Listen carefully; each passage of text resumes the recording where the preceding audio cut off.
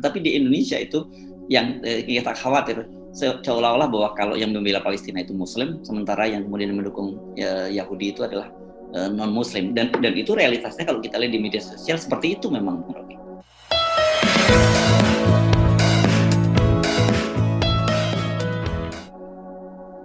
Ya, coba kita jauh pergi ke belakang tentang asal-usul perang itu antar negara, antar bangsa itu. Kan doktrinnya dari awal peradaban, perang itu adalah perang antar pemerintah, antar raja versus raja, bukan antar rakyat. Jadi kita udah dibikin kacau bahwa seolah-olah kalau raja dengan raja perang maka rakyat ikut perang. Enggak. Dulu justru dibikin aturan perang itu hanya antara dua orang, raja versus raja, yaitu raja sama raja berkelahi itu dengan prajuritnya. Rakyat tidak diikut sertakan dalam perang. Atas dasar itu timbul humanitarian law, hukum hak asasi perang internasional tuh. Yang prinsipnya adalah rakyat tidak boleh terlibat dalam perang, apalagi menjadi korban perang itu. Kalau sekarang rakyat biasa itu justru diuber oleh milisi Israel dan kemudian dihukum, dianiaya. Itu kan melanggar prinsip yang disebut ada istilahnya itu jus in bello. Ini saya terangkan dulu teorinya sedikit ya buat teman-teman. Kalau kita perang ada dua hukum yang berlaku. Yang pertama namanya jus ad bellum, artinya hukum yang memberi pembenaran dimulainya perang. Jadi alasan berperang itu ada hukumnya tuh. Apa alasan Anda menyerang itu? Itu namanya jus ad bellum.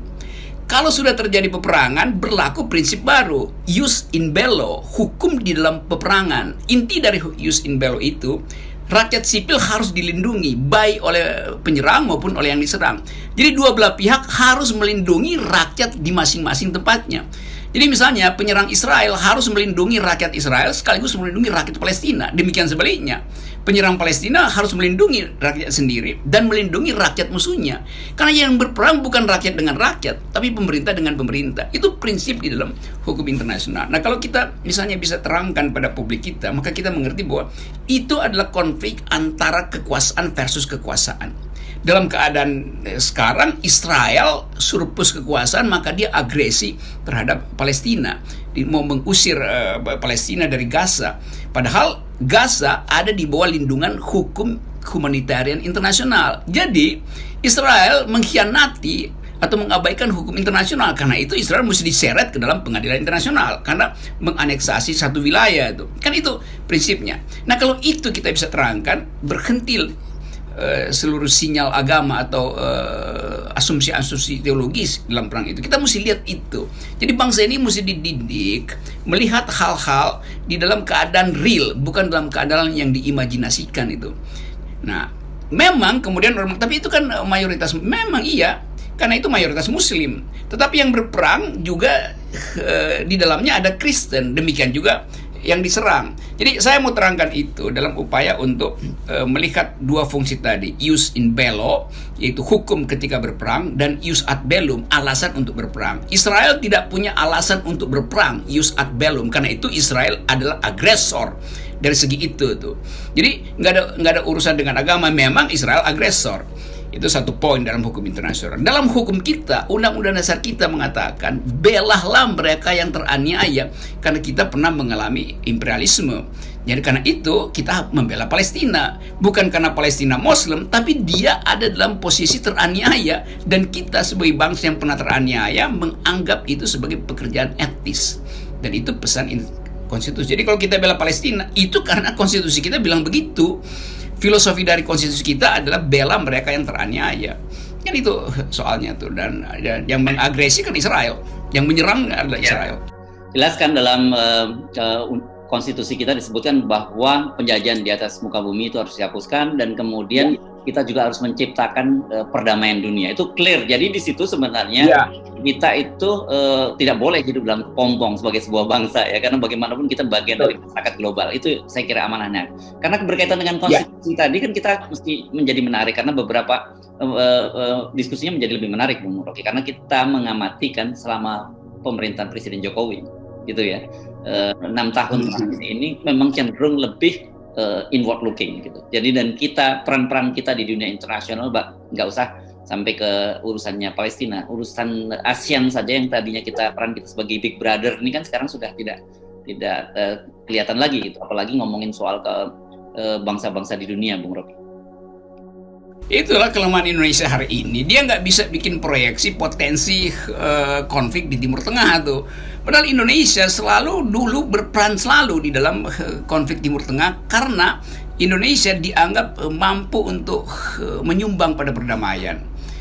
Dan karena itu profil internasional kita kuat sekali pada waktu itu. Zaman Pak Harto, kuat Habibie segala macam, sampai SBY kita masih kirim pasukan perdamaian di situ. Karena kita masih dianggap. Nah sekarang pemerintah kita itu nggak mau bergaul secara internasional. Nah karena itu nggak ada orang yang kenal siapa Presiden Jokowi di forum internasional. Ngomong 2 kalimat aja nggak bisa itu. Dan itu yang jadi olok-olok pers dunia kan. Jadi kalau Indonesia sekarang mau kasih call tinggi sebagai sebut aja mediator, ya orang nggak anggap. Nah itu pelajaran yang mesti kita pegang. Pemerintah Jokowi yang sibuk dengan infrastruktur, ingin memamerkan sukses dalam negeri, lupa bahwa Indonesia justru diminta oleh sejarah untuk menghidupkan perdamaian dunia, dan itu membutuhkan otak yang cerdas untuk melakukan diplomasi. Itu yang nggak ada di dalam politik Presiden Jokowi. Nah karena itu ya walaupun Indonesia bikin komunike atau 1000 kali petisi segala macam, orang anggap ya Indonesia itu ya udah sebagai omongan aja tuh. Memang bermanfaat juga, tapi memberi tekanan pada internasional itu Israel mungkin menganggap ini Indonesia ngapain sih nyampur-nyampur. Palestina juga membutuhkan dukungan Indonesia, tapi para politisi ulung di pihak Palestina juga menganggap ya udahlah bagus juga Indonesia kasih dorongan moral, tapi nggak mungkin dapat bantuan seril yang diberikan oleh Turki misalnya. Dan ini soal profil dari seorang presiden. Ya Erdogan dengan gampang mengatakan kami siap untuk membantu Palestina. Dia dengan gampang mengatakan itu karena profil dia itu kuat. Dia punya moral yang kuat untuk membackup Palestina itu. Oke. Kalau meminjam bahasanya orang Betawi, kalau kita ngomong seperti itu, orang komunitas internasional akan bilang, emang siapa lu? Gitu kira-kira ya. Iya, tapi oke. Tapi kita sebagai rakyat dilema kan, kita mau dorong pemerintah supaya ambil bagian yang lebih aktif di dalam politik konflik di Palestina. Tapi kita tahu ya internasional juga separuh mencibir sebetulnya. Tapi karena ini adalah imperatif dari konstitusi, kita tetap dorong supaya pemerintah lakukan sesuatu secara maksimal. Kendati mungkin efeknya nggak ada, tapi paling nggak dicatat oleh dunia internasional bahwa Indonesia tetap ada di dalam misi perdamaian kan, itu pesannya tuh. Jadi saya kembali ke belakang nih, saya menyimak Anda sih ketika bicara. Saya selalu menyebut founding father, dan Anda selalu founding person. Itu lebih lebih sensitif gender. Iya. Kalau founding father itu jadi male domination gitu ya, terlalu laki-laki banget.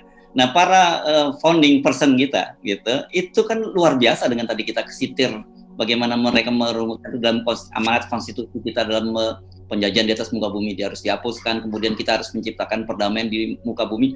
Saya tiba-tiba mikir, kok bangsa sekarang ini kita setelah 70 tahun lebih kok tambah lebih bodoh ya daripada para founding person kita itu, Bung Rocky.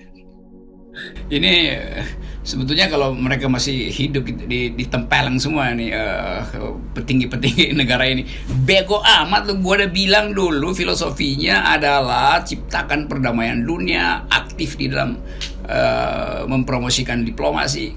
Akan begitu sebetulnya. Tapi memang itu yang terjadi. Founding person kita atau founding parents kita itu orang yang cerdas, yang bahkan mampu untuk membaca potensi konflik bahkan 20-30 tahun ke depan.